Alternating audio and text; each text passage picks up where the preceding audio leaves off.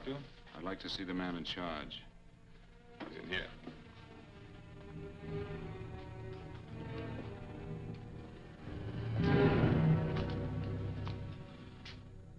I want to report a murder. Sit down.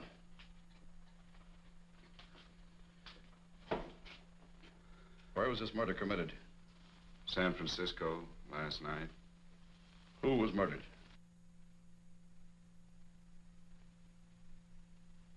I was.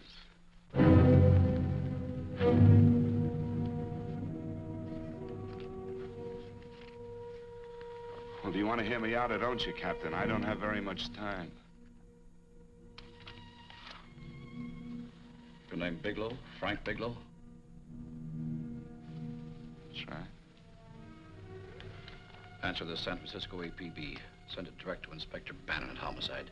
Tell him we found Frank Bigelow. Go ahead, Mr. Bigelow. Well, this involves some other people, Captain. A number of other people. You tell it any way you like. I live in a little town called Banning out on the desert. It's on the way to Palm Springs. I have a small business there. Paula? Yes, Mr. Bigelow. Give me a copy of Miss Hollis's 48 tax return, will you? Oh, you better get the 47, too. Yes, Mr. Bigelow. I don't think we took any depreciation on that new equipment last year. Oh, no, we didn't. I remember you said we could include it all this year. Sure we can. Hey, Frank. Yeah, well. Peterson says he wants a financial statement before he can give me my loan. Hello, Kitty. I will. Well, I'm leaving for San Francisco today, but I'll be back in about a week. I'll take care of it for you then. Sure is a scorcher, isn't it? Well, I've seen him worse. Well, have a nice time, Frank. Yeah, thanks, Will. Paula, why don't you come down to the place and let me give you another permanent? Makes your hair so much easier to manage in all this heat. I can't afford it right now. Maybe next month. Yeah, here it is. No, we didn't take it. Well, we can do it this year. You work it out any way you think best. Have a nice trip, Frank. Sure, Kitty. See you when I get back. Bon voyage. Why don't you come down anyway, Paula? We'll work out a deal on that permanent. Thanks. Maybe I will. Hello? Oh, hello, Mr. Hawkins. Just a moment. Do you want him to send your ticket over? No, I'll pick it up myself. No, never mind. Mr. Bigelow will pick it up at the station. Bye.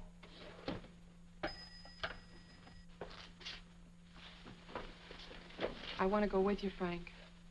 Oh, Paul, I'm just going on a little vacation. You know that? You want to go without me, don't you? Be gone just a week. And I suppose you've just made up your mind to take this little vacation at 9 o'clock this morning? No, Paul. I meant to tell you about it a few days ago. I guess I forgot. Oh, you forgot. Paula, don't be like that. Don't be like what? You just drop a little announcement that you're going away. Not tomorrow or next week or next month, but today. No explanations, nothing. And I'm supposed to swallow the excuse that you need a little vacation. I just want to get away from town for a few days, that's all. Get away from this town or get away from me. Oh, Paula, please try to understand. How can you ask me to understand anything like this? No, I'm sorry, but I don't understand. Go to San Francisco, but don't expect me to be waiting for you when you get back.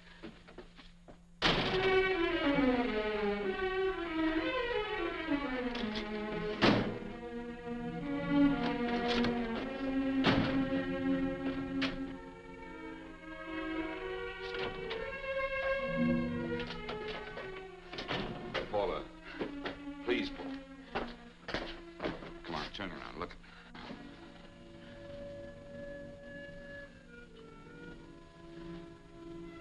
Come here.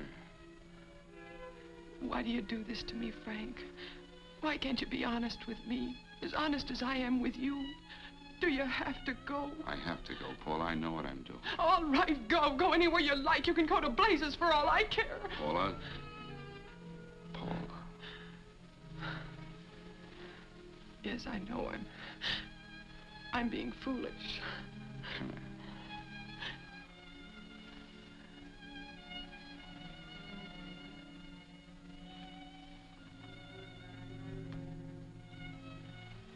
Come on, fix your face. We'll go down to Eddie's and have a drink. All right, why not?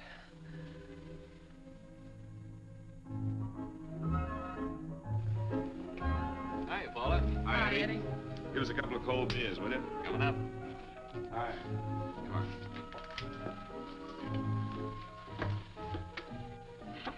Oh, what a relief. This air conditioning feels good. I sure wish we had it in the office. It'd make working a pleasure. Well, if it stays this hot, don't bother going in the rest of the week. I win 2 races today. How many did you lose? Now, you would have to ask that. Kind of early for you two, ain't it? Too hot to work. That's what I like to hear.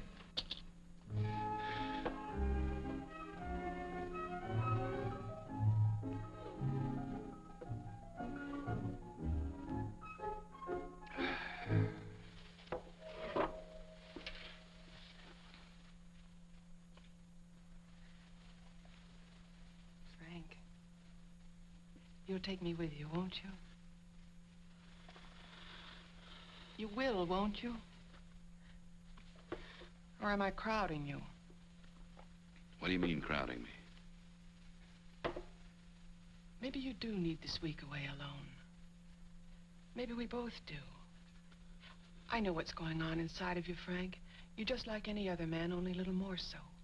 You have a feeling of being trapped, hemmed in, and you don't know whether or not you like it. Look, Paula, I'm going to be honest with you. I care too much for you not to be honest with you. I'm as much concerned for your happiness as I am for my own. I know you've had one bad experience, Frank. I know all about it. But you don't know what it can do to two people, Paula. And the woman always gets hurt more than the man. I don't want you to get hurt, darling. More than anything in the world, I don't want you to get hurt.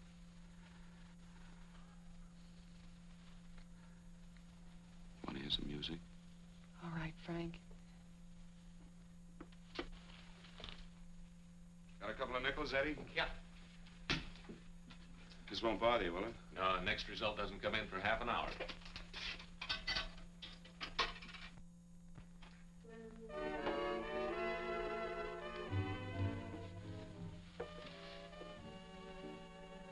I thought that by now we'd be married. No, I'm not going to crowd you anymore, Frank. Go to San Francisco. I don't like it, but I'm convinced that you must go. I want you to be very sure, Frank.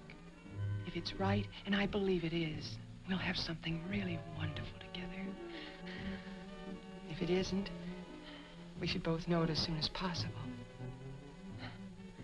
So you see, even if I could stop you, I wouldn't do it now.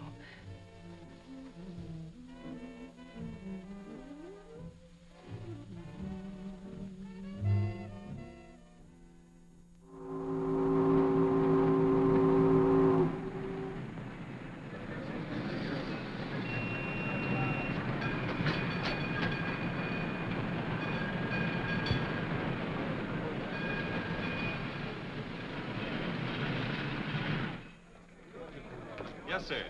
My name is Bigelow. I have a reservation. Yes, sir.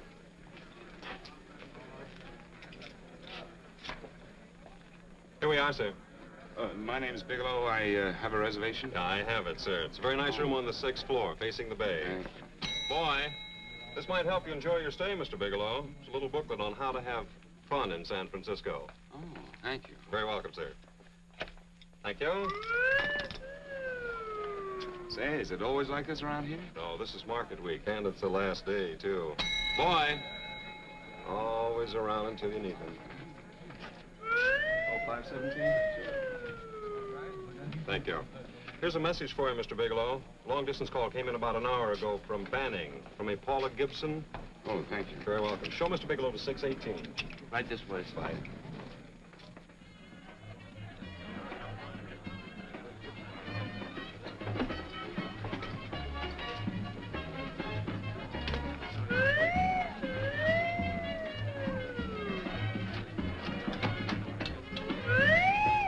Right this way, Mr. Bigelow.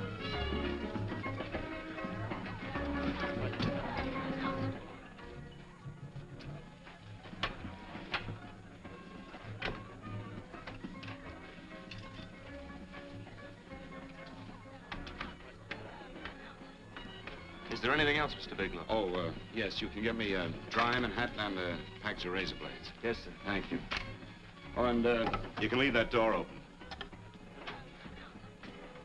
Hello, operator. I want to speak to Miss Paula Gibson in Banning, California. Yeah, that's right. No, I'll wait.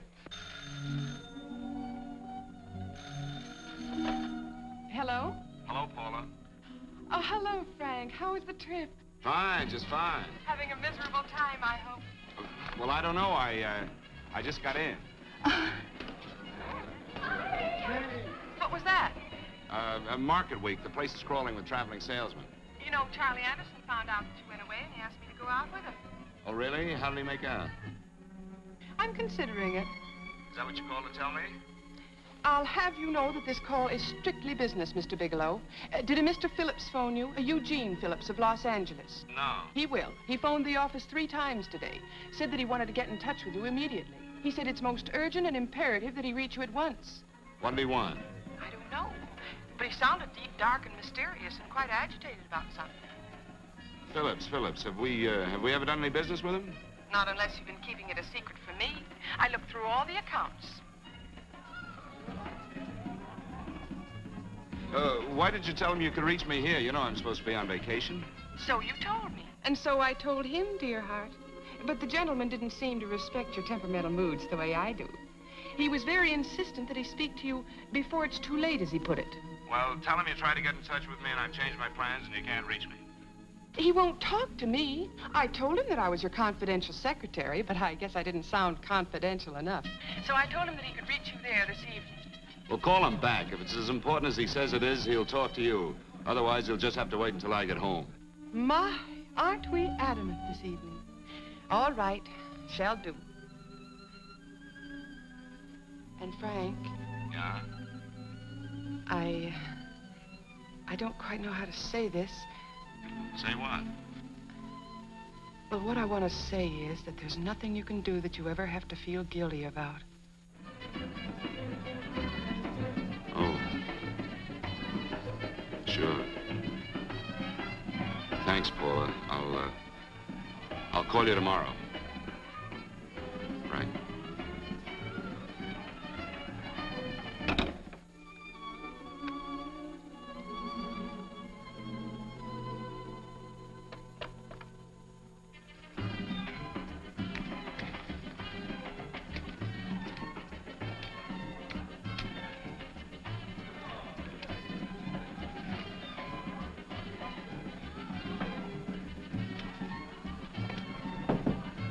Oh, just put it there, please. You can keep the change. Thanks very much. Say, how long has this been going on? Well, it's been a madhouse all week, but they check out tomorrow. Oh? I thought you were with them. No, I'm just here on a vacation. Why does everybody come to San Francisco and tear loose? Excuse me. Say, I'm awfully sorry to bother you, but would you mind if I used your telephone? No, go right ahead. I'm just across the hall here. One of the boys is using my phone, and he's been on it for a half hour. I just want to call downstairs. Yeah, sure. Thank you. Room service, please. Hey, things really picked up the last few days, didn't they? You right up much business? Well, I'm not here on business. Oh, hello, room service? It's Mr. Haskell in 617. Yes, that's right. Would you send up 3 more bottles of bourbon and 2 scotch? Yes. Oh, and some more ice, too. Yeah. All right, thank you. You here all alone? Yes, I just got in town. Well, why don't you join us for a drink? Well, I don't want to barge in on your party. Oh, nonsense. It's not a party. Just a few of the boys entertaining some buyers. You know, the usual thing. A few drinks and some laughs. It's no party. Come on. Well, come on. All right. I know what it's like to be all alone in a strange city. I'm Sam Haskell. I'm Frank Bigelow. You think some of these guys never been away from home before? Yeah. Hey, quiet down a minute. Hey, will you quiet down a second? I want you to meet Frank Bigelow. Hello.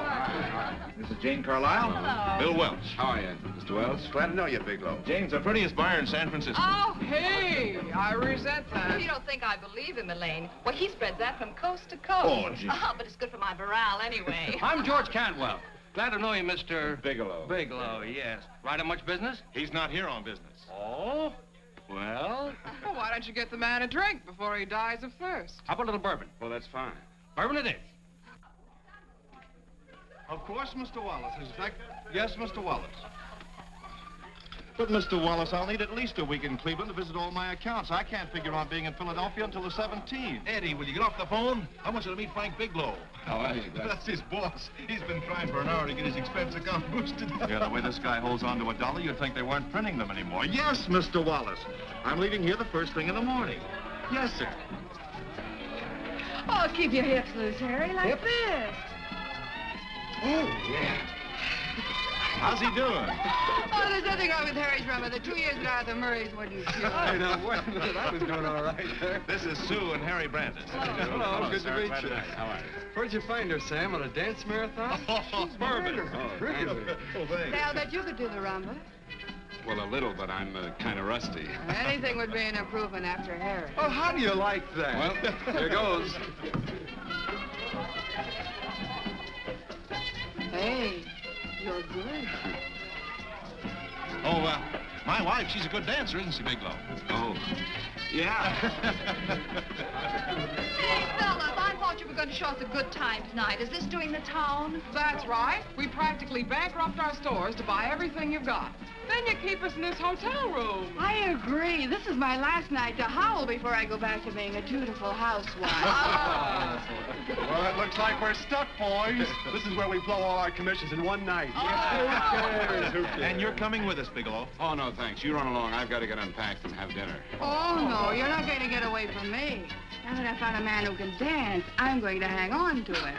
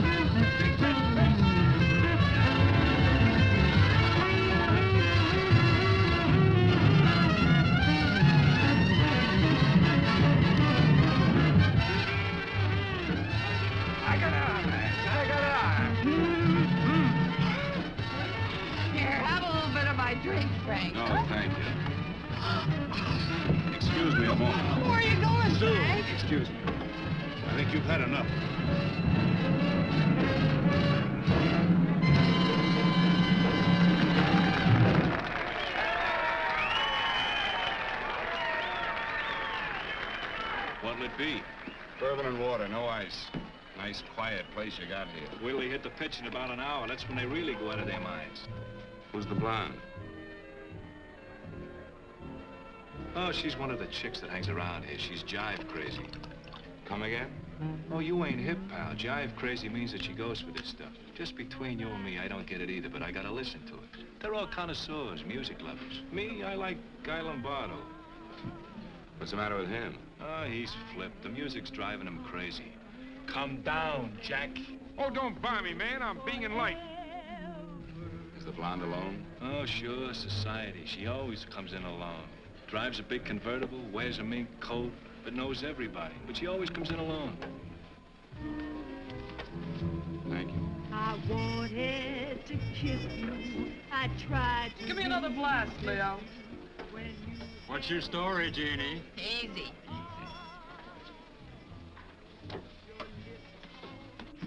Hello. Easy. Dig the fisherman. Oh, that's really silk, isn't it? Can I buy you a drink? Sure, thanks. Give me a blast, Leo. Leo, I left my blast at the other end of the bar.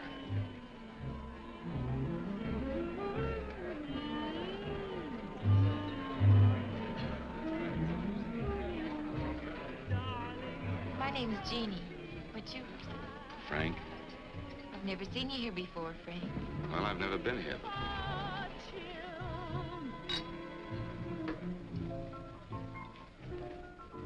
This isn't mine. Mine was bourbon. Well, sure it is. You saw me pour it. Give me a fresh drink. Anything you say. Oh, listen to that piano. Feel those vibrations. You don't get your kicks out of this, do you? I can live without it. Why do you stay here? I don't know. I bet I know. You're lonely in a big city. Why, you don't have to go into a routine with me. I like good company, too.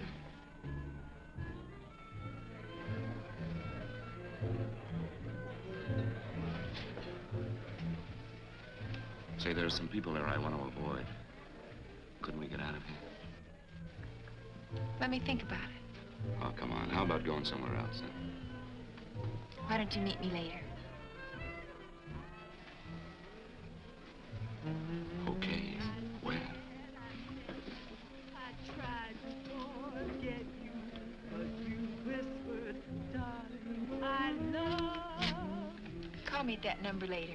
It's my next stop. They've got a band there that'll really send you. See you, Jeannie. Easy.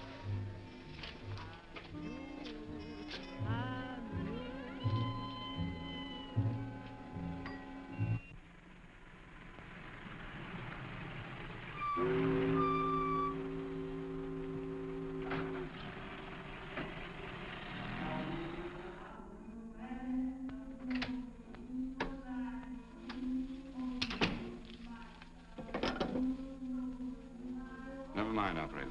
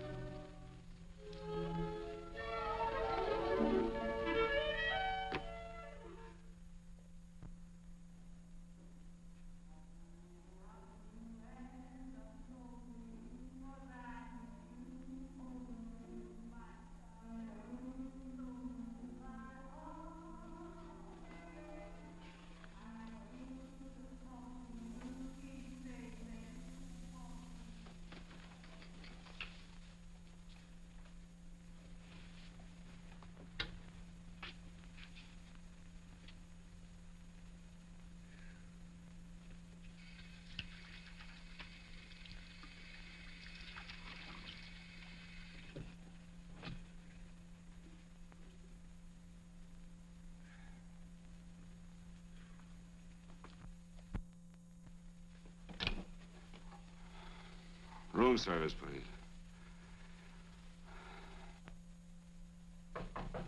Come in.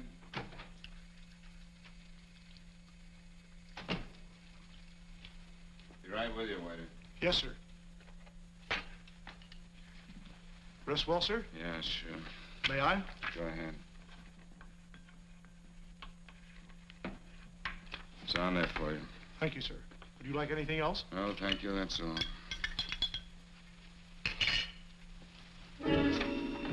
Waiter, Yes, sir. take this away. Is there anything wrong, sir? No, just take it away. I don't even want to look at it. Are you all right, sir? Yeah, sure. All right, I just had too big a night, I guess, that's all. I need some fresh air. Of course. Thank you, sir.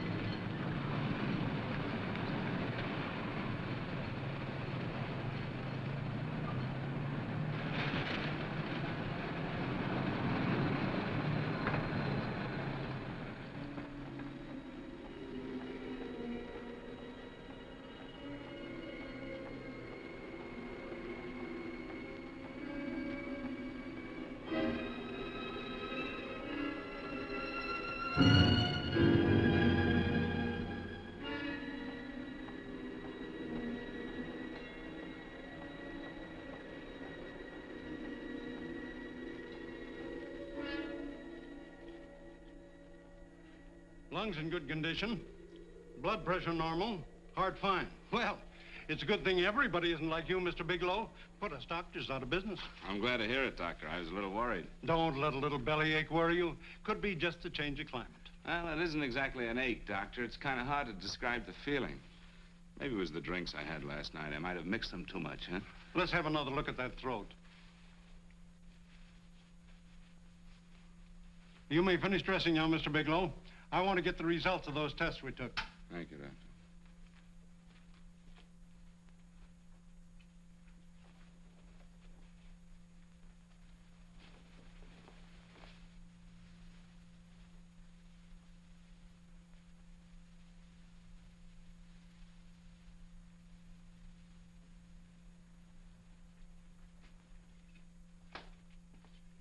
Mr. Bigelow, this is Dr. Schaefer.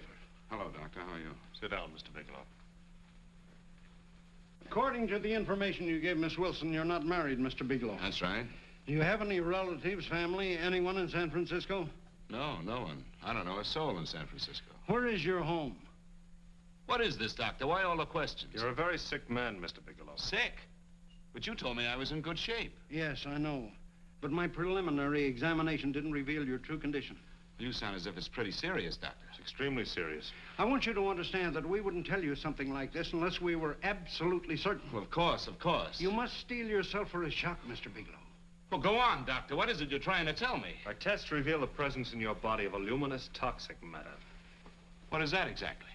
A poison that attacks the vital organs. Poison? We have no alternative but to tell you this. Your system has already absorbed sufficient toxin to prove fatal. I wish there was something that we could do. What do you mean, wish? You mean there's nothing? There is nothing anyone can do.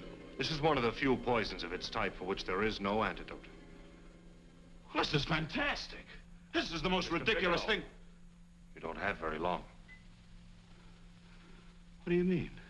A day, possibly a week, 2 weeks at the outside. It's hard to say exactly. Well, this is impossible. I don't believe it. You've made a mistake. That's it. It could be a mistake, couldn't it? You have made a mistake, haven't you? Answer me. Dr. Schaefer is an authority on toxicology. Been no mistake, Mr. Bigelow. Do you realize what you're saying? Well, you're telling me that I'm dead. You think you can explain my life away in just a few words? Why, I don't even know who you are. Why should I believe you? You must calm yourself, Mr. Bigelow. We want to offer you every assistance that we... Assistance? Who wants your assistance? Who wants anything from you? You're nothing but a couple of phonies. Why, I think you're crazy. That's it. You're crazy, the both of you. You're crazy.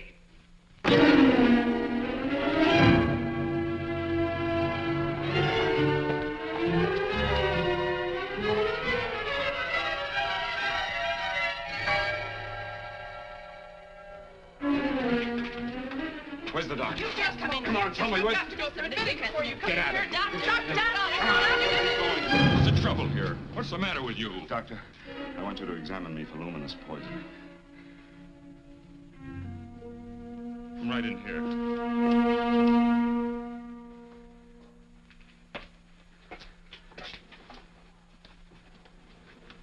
Yeah, you've got it all right. Your system has already absorbed it. Are you sure, Doctor? Are you absolutely certain? Couldn't there be some mistake?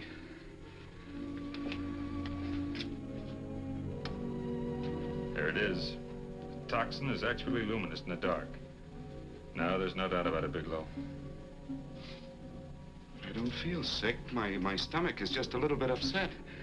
Maybe it's not as bad as you think, Doctor. That's characteristic. With a heavy jolt, you go suddenly in a matter of hours. But if the stuff is taken in a lesser degree, you last a while, and then...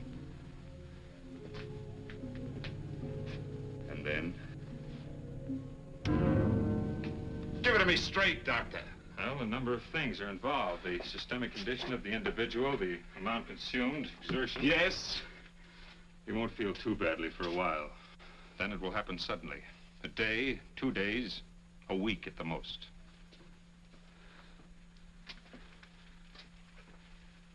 A day? 2 days? There's nothing that can be done now. If it had been caught in time, your stomach could have been washed out. But you've had it in you for some time now. For at least 12 hours, haven't you, Bigelow? I don't know.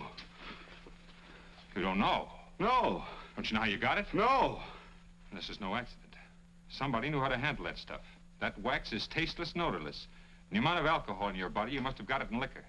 I was drinking last night. Arrange for your admission to the hospital immediately. Of course, I'll have to notify the police. This is a case for homicide. Homicide? I don't think you fully understand, Bigelow.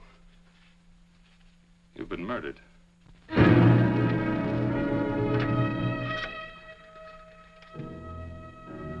Get me police headquarters, please. Homicide Bureau.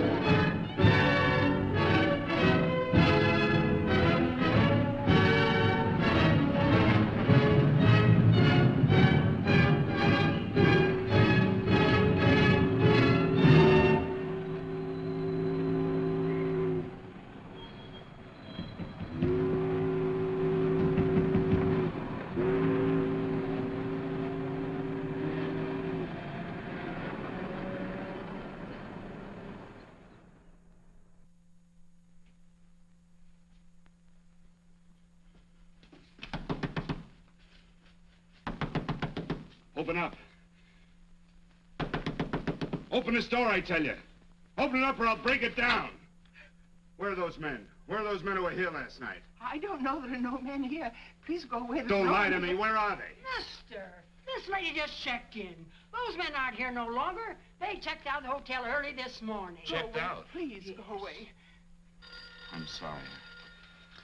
I'm terribly sorry.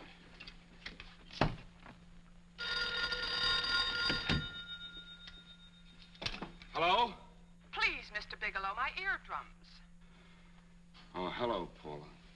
Your enthusiasm overwhelms me. Why haven't you phoned me, or is there a quota on telephone calls up there? I'm sorry. I've been busy. I'll bet you have. Visiting the museums, no doubt. What's happening up there that's exciting or different? Nothing, not a thing. I'll bet you miss me, but you're too stubborn to admit it. Sure. You know, if you'd like me to come up, I can pack a toothbrush and leave right away. No! Well, you don't have to snap my head off. You could at least make a pretense of missing me. I'm sorry, Paula. Of course I miss you.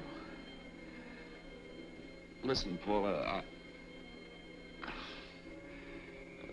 Paula, it's just that I don't feel like talking now. I'll call you later. Don't strain yourself. You phone me sometime when you feel more like talking. Oh, by the way, I called that Mr. Phillips back. Phillips? Yes, you know, the man that tried to reach you. Well, I'm afraid you'll never know why it was so important that he speak to you. His office said he died yesterday. Frank, are you there? Did you hear me? Died? When? Yesterday. So you won't have to bother your little head about him anymore. You can just go ahead and have fun. Paula, what did he die from? Do you know? I suppose he died from whatever people usually die from. Well, didn't they tell you? Don't you know? What are you getting so excited about? You said you didn't even know the man. Listen, where's his office located? What difference does it make? You can't talk to him now. I told you the man's dead. Paula, will you stop talking so much and tell me where his office is?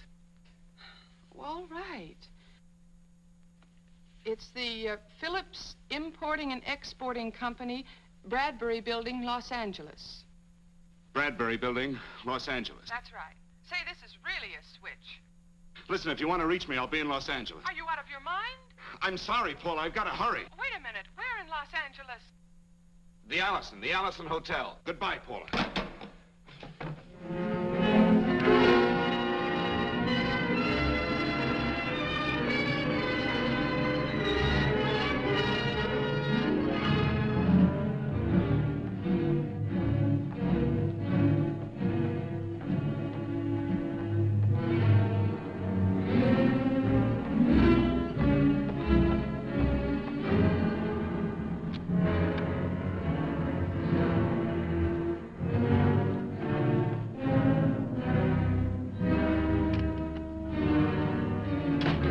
I'd like to see someone in charge here. What is it in regard Well, to? it's a personal matter. It's quite urgent.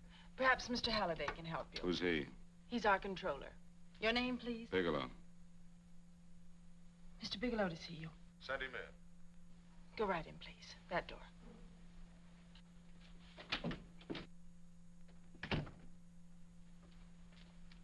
Mr. Bigelow? How are you, Mr. Halliday? What can I do for you?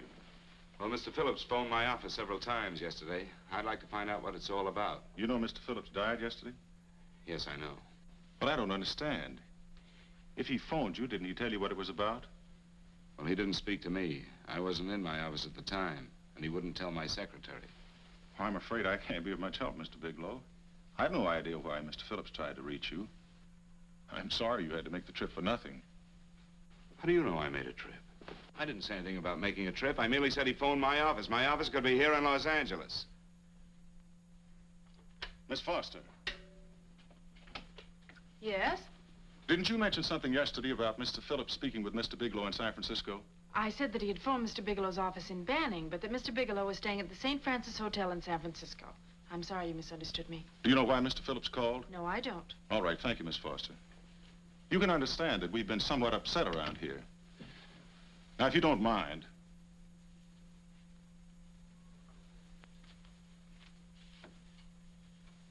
Does Mr. Phillips have a wife, family, anyone that could help me? You can't intrude on people at a time like this just to satisfy some curiosity. It isn't just curiosity. Then I suggest you wait a week or so. I can't wait. Well, I'm sorry you'll have to. Well, there's always a phone book. You're a pretty aggressive fellow, Bigelow. Are you quite sure that this is as important as you make it appear to be? It's important.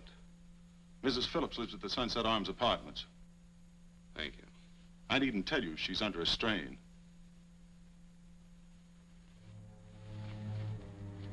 I suppose you're capable of using a little more tact with her than you demonstrated with me. I think I can handle it.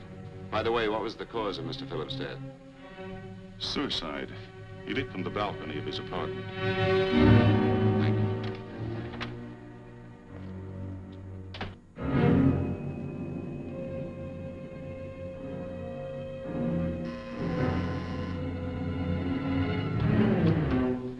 Come in, Mr. Bigelow.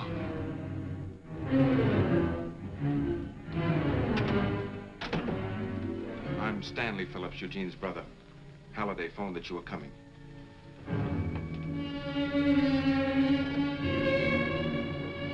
This is my sister-in-law, Mrs. Phillips. I'll try to make this as brief as possible, Mrs. Phillips. I'm afraid I can't be of any help to you, Mr. Bigelow. I haven't the slightest idea why my husband wanted to speak to you. Well, I guess Halliday covered just about everything. Did your husband ever mention anything about me, Mrs. Phillips? Anything at all? No, I can't recall Eugene ever having mentioned your name.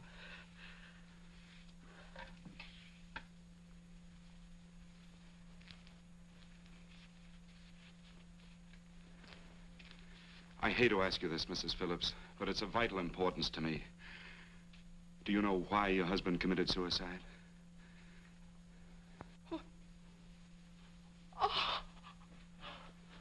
You're certainly not the most diplomatic person in the world, are you, Bigelow? Were you a friend of my brother's? I never met him.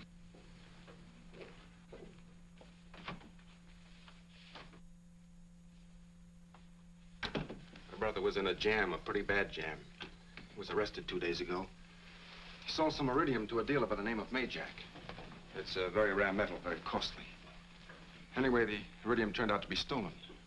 He was released on bail yesterday, but he faced a pretty stiff prison term. And have committed suicide for less. Yes, I know. That's how the police feel about it. What puzzles me, though, is this crooked deal. Knowing Eugene, you wouldn't say he's the type of man to be mixed up in anything like that, now would you? I told you I never met him. That's right, so you did. Now, what's this all got to do with you, Bigelow? I don't know. Let's come clean with each other, Bigelow. Surely you must have some idea why my brother was so desperate to contact you. I have no idea. That's odd. Then how could it be of such vital importance to you?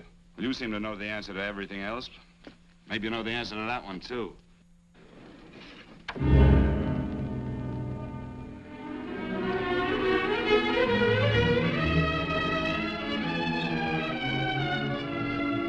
There's a message here for you to call operator 82 at Banning. Oh, thank you. Show Mr. Bigelow to room 821. Say, would you have the operator put this call through to my room right away? I'll take Yes. it up there. Thank you. Hello, operator. Here you are. I'll call you if I need anything. Thank you, sir. Hello, Paula? Well, Sinbad, I'd just about given you up for lost. Now, do you mind telling me just why you rushed down to Los Angeles? I can't explain it to you just now, Paula. I just can't explain it. What's going on, Frank? You don't even sound like yourself. Well, I'm just a little tired, Paula, that's all. But I miss you. Oh, Frank. I can't tell you how good it is to hear you say that. And here I was worrying that I'd lost my charm. When are you coming home, Frank? Soon, Paula. I'll be home soon. I'll go right out and get myself a permanent so I'll be pretty when you see me. Hey, guess what? I found that Phillips name in your notarial ledger. Notarial ledger? Yes, of all places. I remember now I made the entry myself. You had notarized a paper one morning before I came to work. What kind of paper was it? A bill of sale for a George Reynolds made out to Eugene Phillips of Los Angeles. So you see, I was right. We hadn't done any business with Phillips, only indirectly. What was the bill of sale for? A shipment of iridium, whatever that is. Iridium. You You mentioned at the time that this fellow Reynolds had made some kind of a deal in Palm Springs, and he stopped in your office early in the morning on his way north to have it notarized. Wait a minute. Wait a minute, George Reynolds. That was about 6 months ago, wasn't it? That's right, 6 months ago. Thanks, Paul. Oh, goodbye. Goodbye. Hello, operator. Get that number back for me.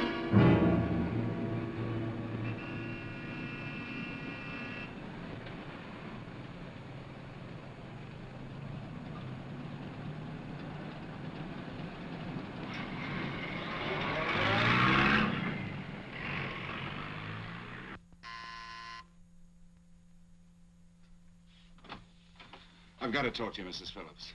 Please, go away. I want to be left alone. But I found out why your husband wanted to see me. It was in connection with a bill of sale. Come in. Thank you. What do you know about a man named George Reynolds? George Reynolds? Yes. Why, that's the man my husband claimed sold him the iridium. And what did Reynolds claim? Reynolds disappeared. Yes? About 2 months ago, my husband grew suspicious that something was wrong. Since then, he tried in every way to locate Reynolds, but could find no trace of him. But I don't get it. Your husband could have proved he made a legitimate deal by showing the bill of sale he got from Reynolds. Then there was a bill of sale? Yes, of course there was. My husband swore there was, but at the time of his arrest, he couldn't find it. It was mysteriously missing. Well, then, if your husband could have shown proof, it would have been George Reynolds who would have faced the prison term. Eugene was convinced that Reynolds had stolen the bill of sale. He was the only one who had reason to eliminate evidence of the transaction. Thank you, Mrs. Phillips. Thank you very much. You've been very helpful. Oh, if you'd only come sooner, Mr. Bigelow. My husband might be alive today. I know.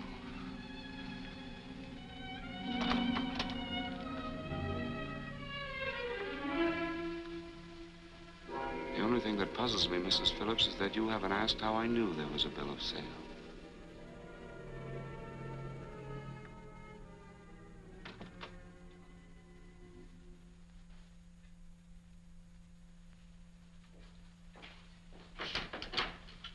Mr. Holliday isn't in. He should be back shortly. I think you're the one who can help me, Miss Foster. Mr. Phillips tried to reach someone else before he called me yesterday, didn't he? Why don't you ask Mr. Holliday? Obviously, Mr. Holliday wasn't here yesterday, or he wouldn't have had to learn from you that Phillips called me. And you're the logical person to know who else Phillips called. I don't believe that's any of your business, Mr. Bigelow. Don't think you're revealing anything confidential, Miss Foster. I know that he tried to reach somebody else. Mrs. Phillips told me. You're bluffing, Mr. Bigelow. I don't know what you're after, but you're trying to trick me. Mrs. Phillips didn't tell you a thing. How do you know that? Mrs. Phillips knows nothing about it. She doesn't. Well, why wouldn't she? Wait a minute. I was talking about George Reynolds. Who did you think I meant? Just who is it that Mrs. Phillips doesn't know about? I told you before, that's none of your business. All right, young lady, I'm going to give it to you straight. Phillips was murdered. Murdered? I don't believe you. He told me because he needed me to clear him. Phillips was innocent. Innocent men don't have to jump out of windows. Murdered? Just who are you trying to protect, Miss Foster? Why are you so afraid to tell the truth? I'm not protecting anybody. I haven't any more to say. All right, young, listen to me. This thing is going to explode wide open. If you've got nothing to hide, you better start talking. Or maybe you are mixed up. No! Well, then, come on. Mr. Phillips called Marla Rakubian. He went to see her yesterday morning. Who's Marla Rakubian? She's a model. She and Mr. Phillips used to be quite friendly, but he hadn't been seeing her for quite some time. Come on. The last couple of months, he'd been trying to locate her and finally learn where she lived yesterday morning. When he returned from seeing her, he was terribly upset and excited. That's when he had me put in the calls for you. When he couldn't reach you, he went home. The last time I saw him alive. Give me Marla Rakubian's address. I don't think Mr. Phillips realized I was aware of his friendship with Marla Rakubian, and out of respect for him, I never intended to tell anybody. I had no idea that she had anything to do with the trouble he was in. I admire your discretion, Miss Foster. You know, you must be pretty friendly with Stanley, Miss Foster. He knew how desperately his brother tried to reach me yesterday, and he wasn't even here at the time. And now you seem to know all about what happened in Mrs. Phillips' apartment.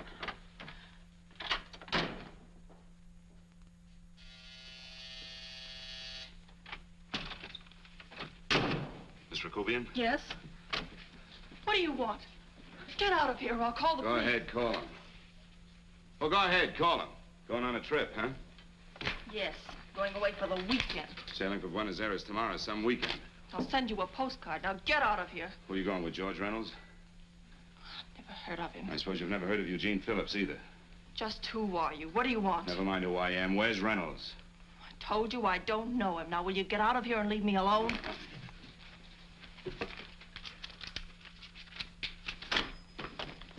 So you never heard of George Reynolds, huh? And don't try to tell me that this isn't him because I've seen him. If you think you can scare me, you're crazy. Look, I know that Phillips came here yesterday. And right after he left, he was pushed out of a 6-story window. Pushed? Phillips committed suicide. Your playmate Reynolds murdered Phillips. And then he went up to San Francisco to get me. Because I knew about a certain bill of sale. I don't know what you're talking about. You're in this right up to your pretty little neck. I'm not mixed up in anything. Get your hands up. Drop that picture on the couch. Turn around. Don't get any ideas because I'm not afraid to use this. Give me your wallet.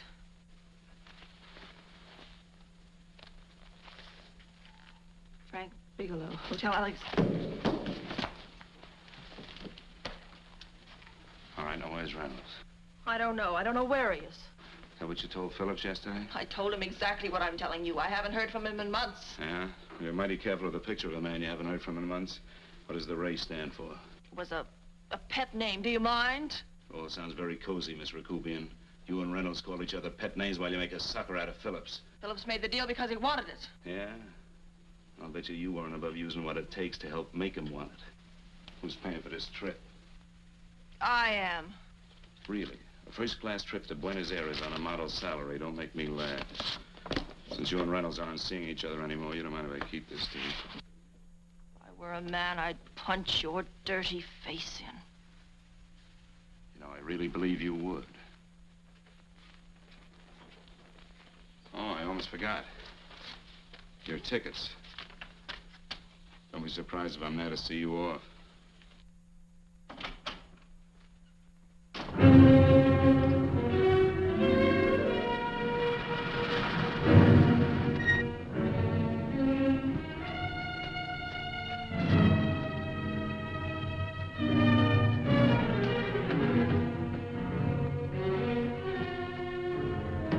Angelo. Angelo! Oh, Angelo. Do you remember taking this picture of George Reynolds? I take so many pictures, I can't remember them all. This gentleman is a friend of his and would like his address. We have no card on him. I don't think we ought to do that. He's willing to pay $20 for it. That's the paper we used last year. Of course, you understand we usually don't give out the information about our clients. I know, you're a couple of high-class fellas. Thank you. Revealing anything confidential is against the ethics of our establishment. That's right. Honesty is the best policy. Of course. But in your case, inasmuch as you're a personal friend of Mr. Reynolds... Thanks. I knew you'd come through. Got it. Here it is. We don't have his address. He must have called for the picture. But he couldn't have been a very good friend of yours, mister. Because his name is not George Reynolds. It isn't? Well, what is it? It's a... Oh. Huh?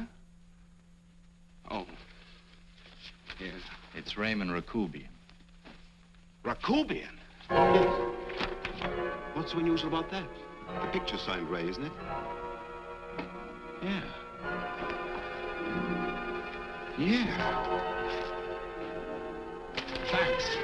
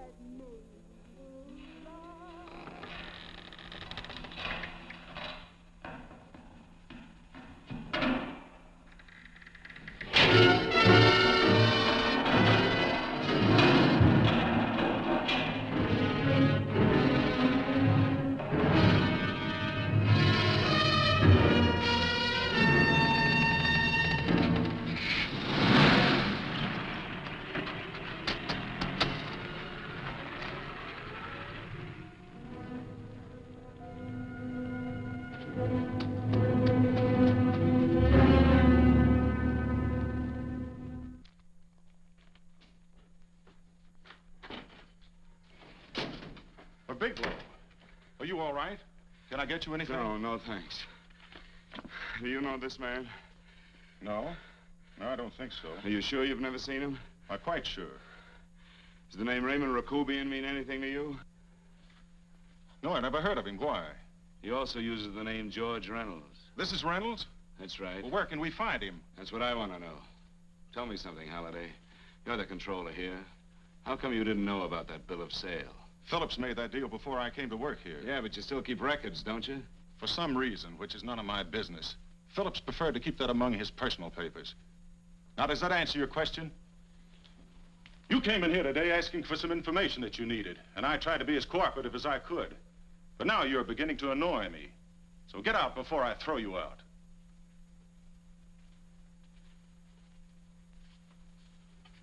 You know, you really frighten me.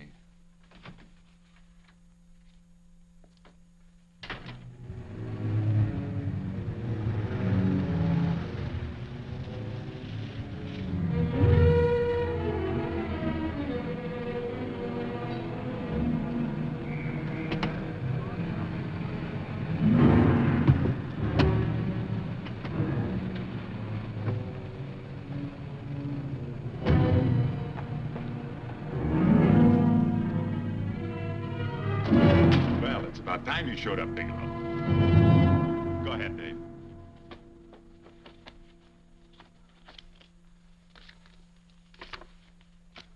Real cute, ain't you, Bigelow?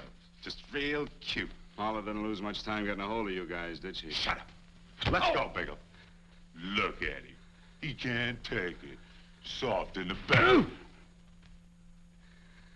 You do that again and I'll kick your face. Lay off, Chester. Cut it out. Shut up! Who asked you?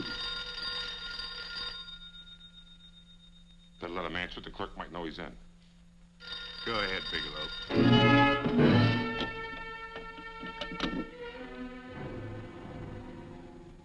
Hello?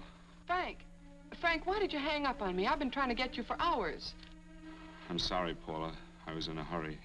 Well, don't be in such a hurry this time. You didn't give me a chance to finish what I had to say. Listen, Dave. I wanted to tell you that McGowan was in hollering his head off because you didn't go over the books. Tell McGowan to get another auditor. Sure. Sure, I'll just do that little thing and lose the best paying account we've got. Do as I tell you, Paula. Frank, are you drunk? Paula, how much we got in the bank? About $2,200. Draw it out tomorrow. Sure. Then what do? Skip town without paying our bills? Forget the bills. You know that coat you always wanted? Buy it. You are drunk. You know, if I didn't have such a good character, I'd be tempted to take advantage of your intoxicated state, Mr. Bigelow. I'm not drunk, Paula. Well, then don't tell me that one day away from me can affect you this way. Cut it short. Paula. Yes? I'm sorry I left you. I never realized how much I love you. But I know it now. Oh, Frank, darling, I love you too so very much. Please come home. I miss you terribly. I said cut it short. I'd just love to let you have it, Bigelow. Let's go, Chester. This guy's kept us waiting long enough now. Walk in front of me, Bigelow. And keep your mouth shut. If you so much as look cross-eyed at anybody, I'll blow the back of your skull out.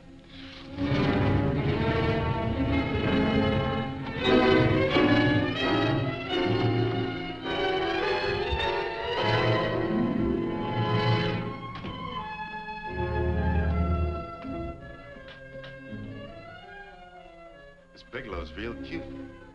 He wanted to get tough with Chester. He don't know Chester. Did you get the picture? Don't I always get what Mr. Majak sends me after? Majak? That's right. I'm the dealer who bought the iridium from Phillips. I get it. You have Rakubian unload stolen stuff on Phillips with the help of Marla here, and then you buy it back from him. Oh, you certainly made a sucker out of Phillips. What is it, Mr. Bigelow? Exactly what is on your mind? I'm looking for Raymond Rakubian. Why? Marla here has told you everything else. I'm sure she must have told you that, too. You don't expect me to believe this conversation. So, what is on your mind? I mean, underneath. You forced your way into my affairs, and now I want to know why. I just told you. I'm looking for Raymond Rakubian. Don't get cute. I'm just itching to work you over. Soft in the belly. Can't take it. See what I tell you?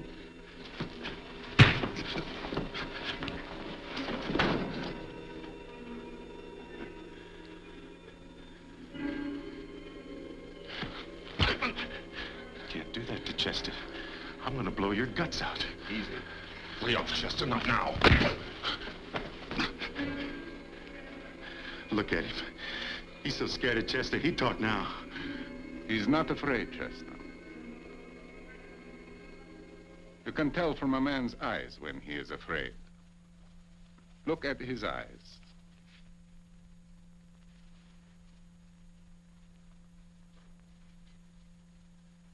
Oh!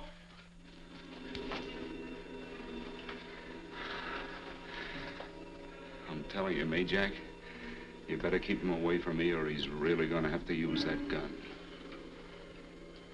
Go away, Chester, please. Do what I tell you, my boy. Please. And help Dave.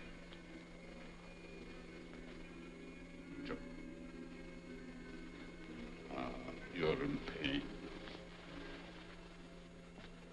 He's an unfortunate boy. He's psychopathic. He's unhappy unless he gives pain. He likes to see blood.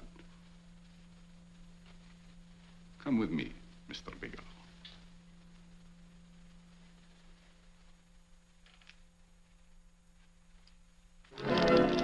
Raymond Rakubian was my nephew. He could not possibly have tried to kill you. He's been dead 5 months.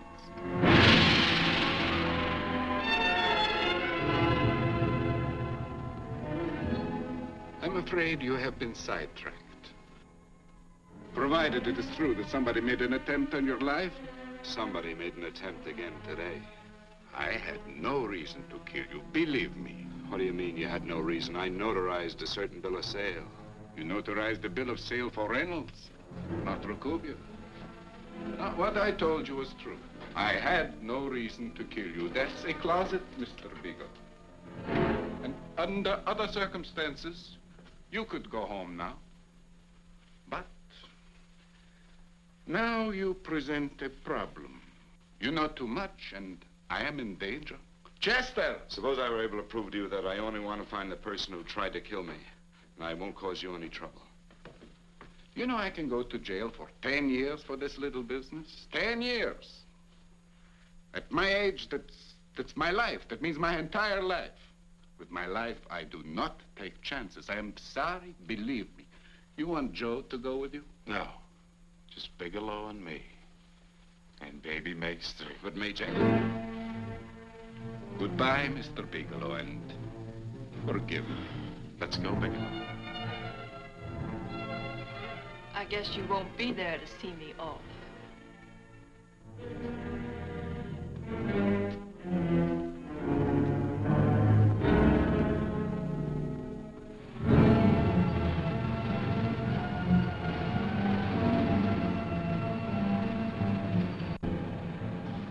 Tried to make a boob out of me in front of Major. You shouldn't have done that, Bigelow. I don't like that. I'm going to enjoy this, Bigelow. I've done jobs like this before. I knocked off guys I could like. But I don't like you, Bigelow. I never liked that puss of yours from the minute I seen it. I'm going to enjoy this.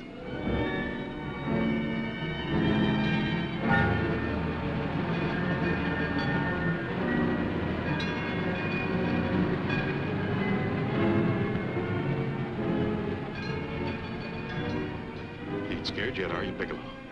But you'll be scared. Good and scared. I think I'll give it to you in the belly. You don't like it in the belly?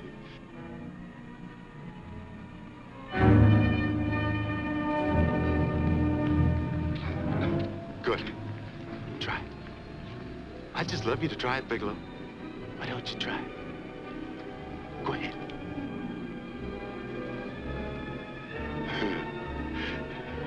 Didn't have the nerve, did you, Bigelow? Yeah. I think I'll give it to you right in the belly.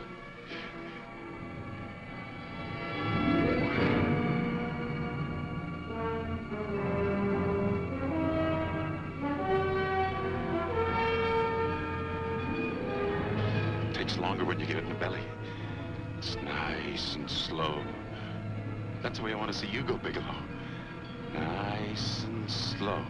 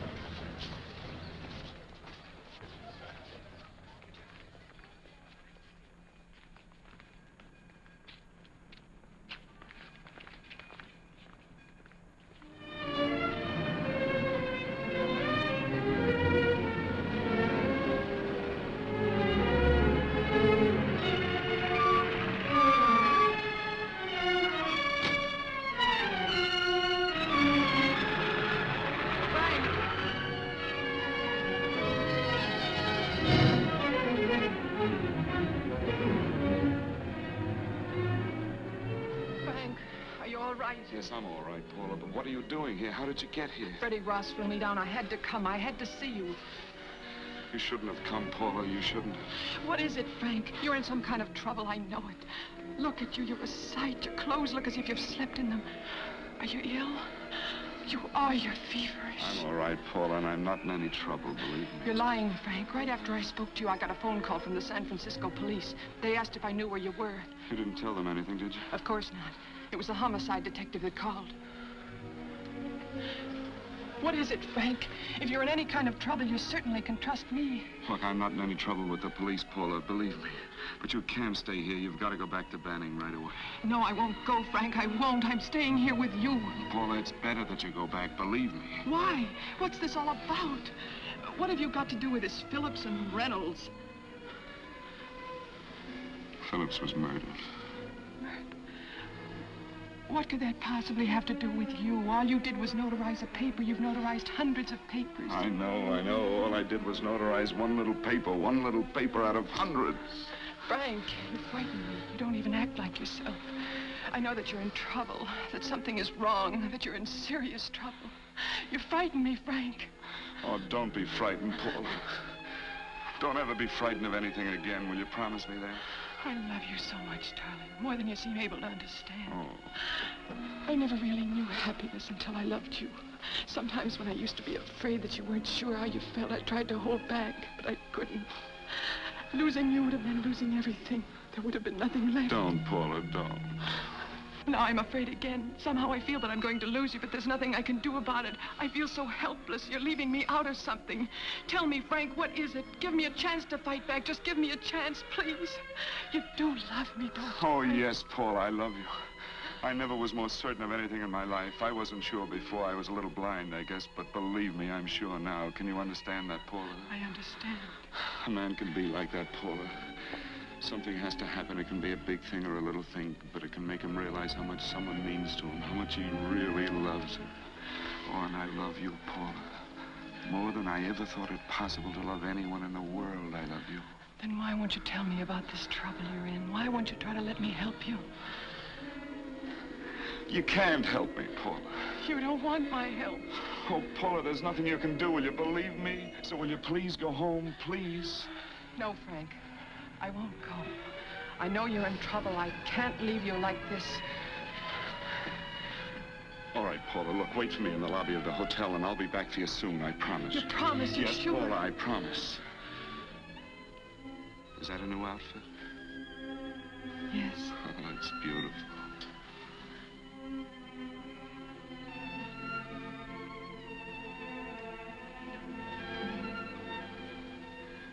You'll come back to me, won't you, Frank?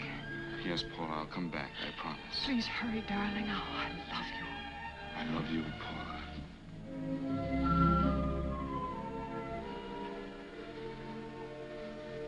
Goodbye, Paula.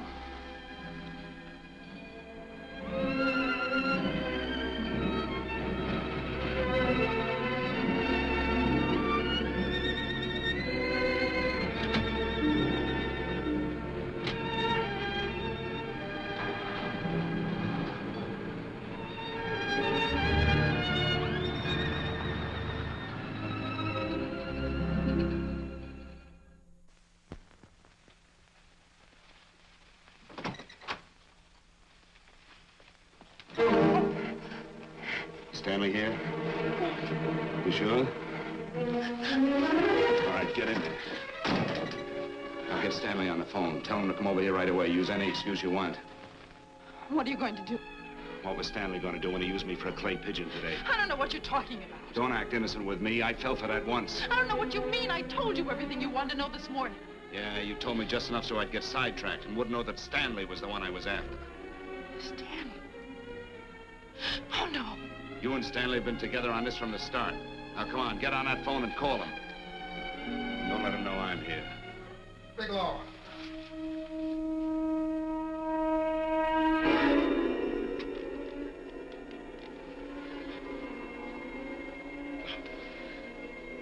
You've been sidetracked, all right.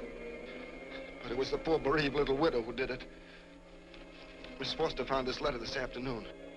It's in my brother's desk at the office. It's postmarked 2 years ago. It isn't exactly the kind of a letter that a married woman gets from a casual friend. I'm sure my brother wasn't aware that they were so well acquainted when he hired Halliday. What's the matter with him? He hasn't felt right since dinner. Where did he have dinner? At Mrs. Phillips' apartment. Halliday was there, too, and Stanley confronted them with that letter. Did you have anything to drink? Yes, why? How long ago? Half an hour ago, just before I came here. Miss Foster, get on the phone, call the emergency hospital. Have them get an ambulance over here right away. What? Tell them to prepare a stomach wash for luminous poisoning. Luminous poisoning? Go on, do it, I tell you. You may still have a chance to save his life. But Go on!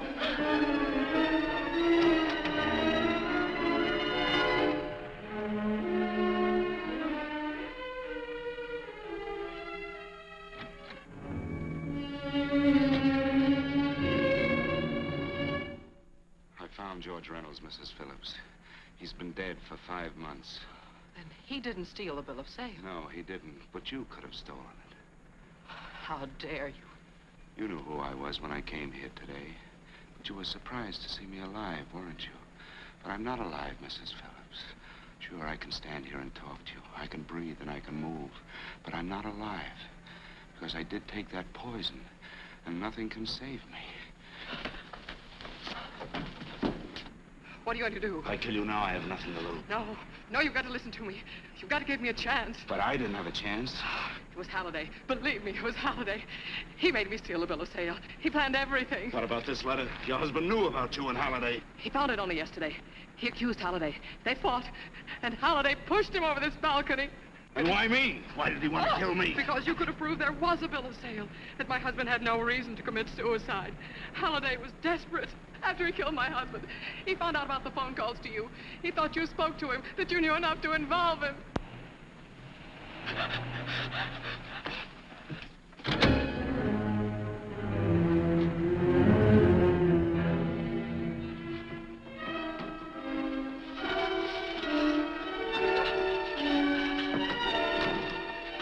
Where's Helen?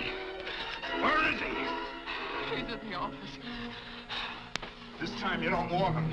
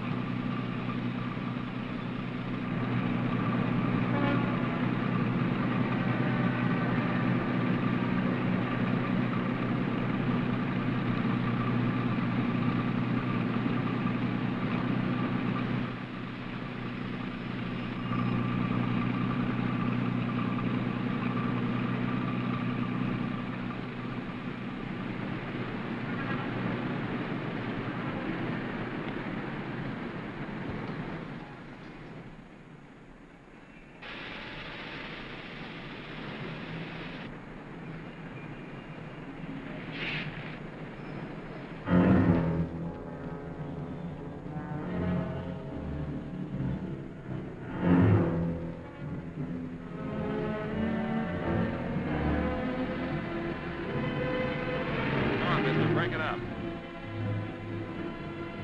Come on, come on. Come on, move along. Come on, let's break it up. Move along now. Let's get going. Come on.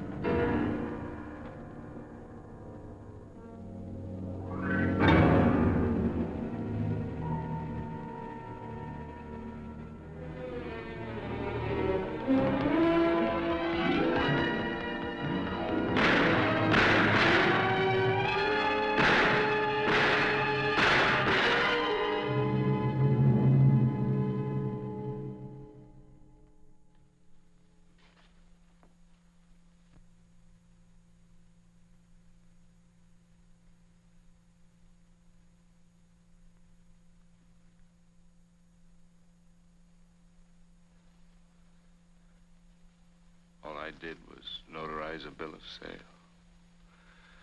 But that piece of paper could have proven that Phillips didn't commit suicide. He was murdered.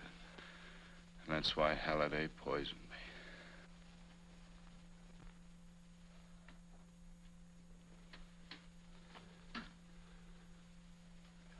Would you?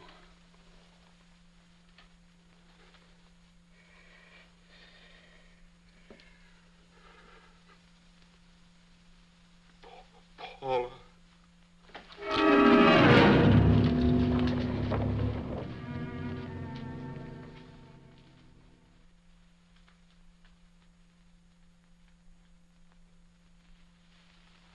Call the morgue.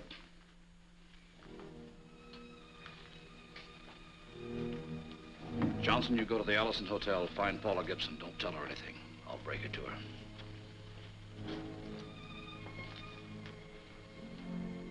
How shall I make out the report on him, Captain? Better make it dead on arrival.